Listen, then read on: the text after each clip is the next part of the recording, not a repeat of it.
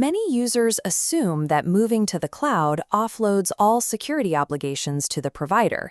They imagine their servers vanishing into a managed environment, where every vulnerability is automatically patched.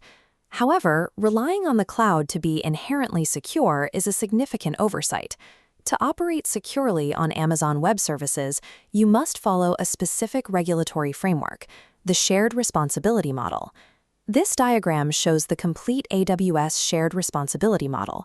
It establishes a division of obligations into two zones.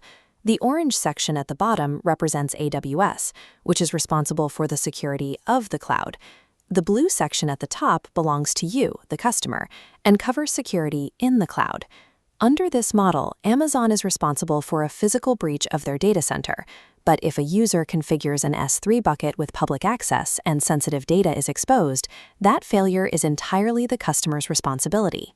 Success in the Cloud Practitioner exam requires identifying exactly where this boundary exists for different AWS services. Below the line, AWS maintains the physical hardware, the global network cables, and the concrete facilities. They also manage the software that ensures one customer's data remains isolated from another's.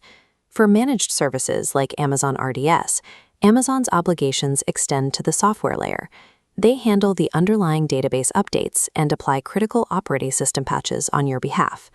Once you cross above the line into the customer's realm, the technical burden shifts.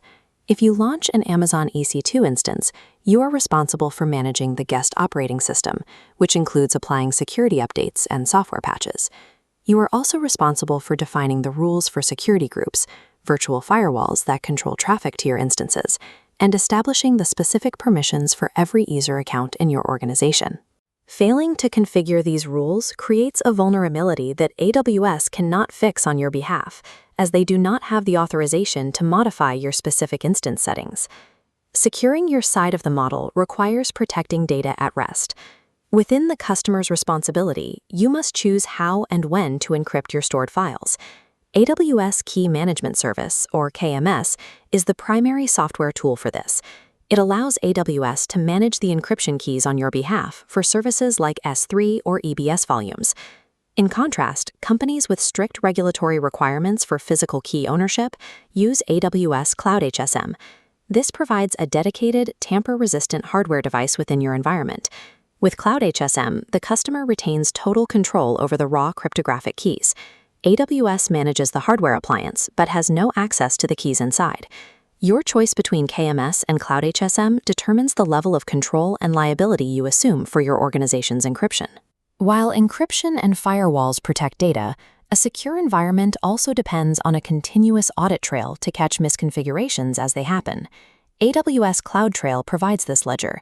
It records every API call made in your account, logging the user's identity, the time of the action, and the source IP address. To analyze these logs, you use Amazon GuardDuty. This service uses machine learning to scan CloudTrail and network data for malicious activity, such as instances communicating with known bad actors. You can further automate this oversight with AWS Config.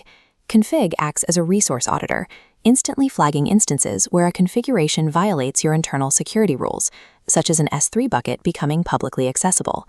Deploying CloudTrail, GuardDuty, and Config ensures you maintain visibility over the specific infrastructure components you are responsible for securing. Even when your internal configurations are perfect, external auditors often require official proof that the underlying AWS infrastructure meets physical security standards. You provide this through AWS Artifact. This portal allows you to download third-party auditor reports covering compliance standards like ISO, SOC, and PCI. Ultimately, a cloud practitioner relies on these digital tools to defend data that exists within an infrastructure they do not physically own.